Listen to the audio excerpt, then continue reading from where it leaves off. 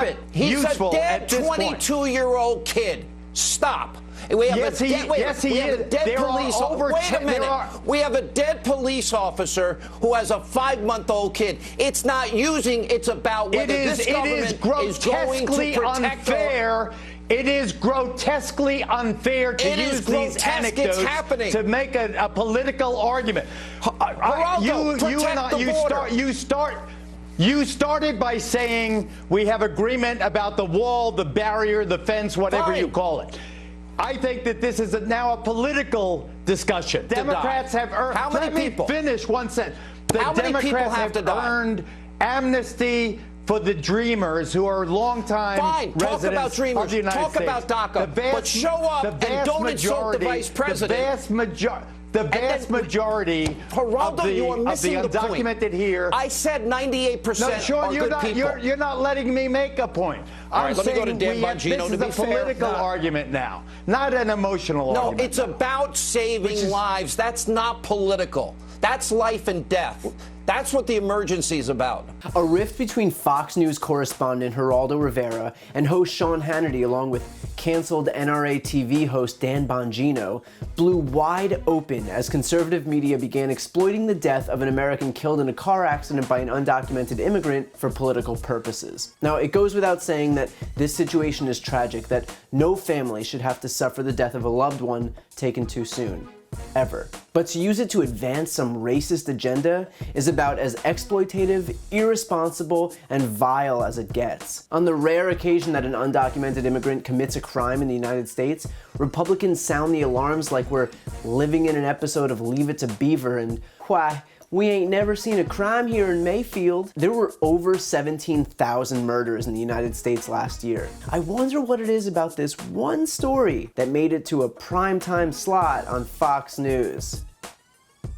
Geraldo, you're making a political point too. I mean, you're sitting here talking about all of the positive components of immigration, and when Sean brings up one of the unbelievably, not even negative, but tragic, horrific components of illegal immigration, the death of American citizens through crime by people who had no right to be here at all of a sudden it's a political point? As well as I know that these people commit fewer crimes than citizens commit. You know that they make neighborhoods safer, not more dangerous, according to the statistics. They should not be here. Let's compromise. Let me give you the statistics. 100% of the people shouldn't be here. Tell Nancy and Chuck. Why don't you tell the story of the undocumented who brought their kid to school? Why don't you tell the story of the hard-working people, the farm people, the kitchen people, the babysitters, the lawnmowers, the meat packers, the poultry processors? You tell a slanted story to make an emotional impact. This keeps happening, and I'm not even mentioning the 90% of heroin coming into the country. Don't you feel the same empathy for all families of violent crime? Don't you feel the same pain, the same 98% want a better life. Any of the victims of the 50,000 murders in this country? I feel equally upset. If we can stop it, why don't we stop it? Peaceful, prosperous world. Why don't we stop it? Despite the GOP selling the idea that undocumented immigrants are dangerous, rapist, drug-dealing murderers who will join MS-13 before taking your jobs and then voting for Democrats by the millions, immigrants, legal and undocumented, are far less likely to commit a crime than natural-born Americans. Even the libertarian Cato Institute found that natural-born Americans were 56% more likely to be convicted of criminal activity than undocumented immigrants. Beyond that, populations with higher shares of undocumented immigrants have less violent crime. It is statistically safer to live in a community with illegal aliens than Americans. Again, that's not to say that any crime is acceptable, but if Sean Hannity and Trump are really worried about violent crime, where are all the segments railing against natural-born Americans? Against mass shooters, the majority of whom are white kids? Where are all the segments decrying gun violence? If every life matters,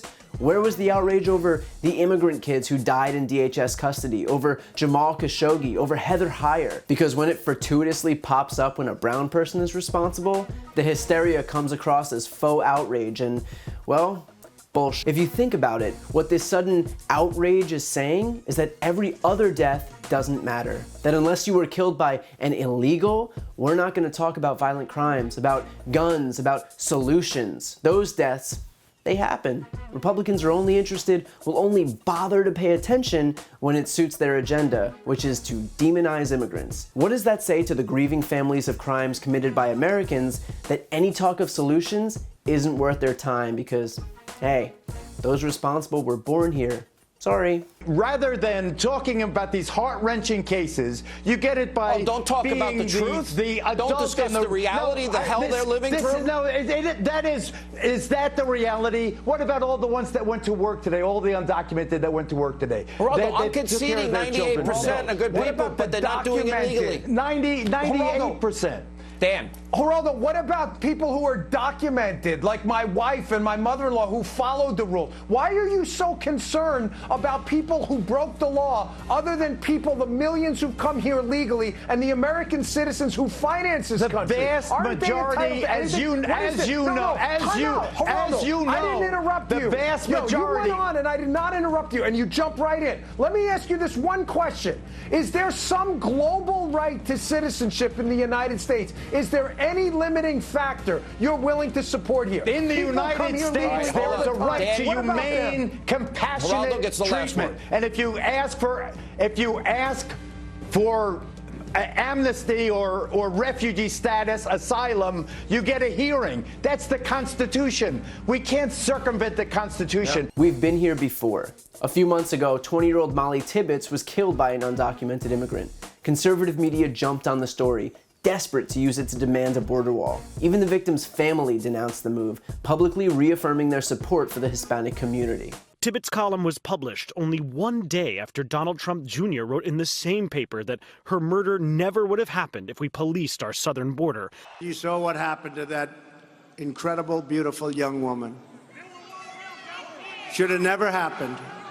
Illegally in our country. Writing in Saturday's Des Moines Register, Ron Tibbetts asked pundits and politicians not to appropriate Molly's soul in advancing views she believed were profoundly racist. In his column, Tibbetts saying his family stands by Iowa's Hispanic community, even offering them a heartfelt apology. But even condemnation from the very family that Republicans were exploiting didn't stop them from using the same desperate tactics at the very next opportunity. These Fox News audiences have been proselytized on a nightly basis that brown people looking for a better life, looking to survive, even if it means cleaning your toilets and washing your dishes, are coming to kill you. They're not. And hopefully Geraldo's voice of reason will knock some sense into them.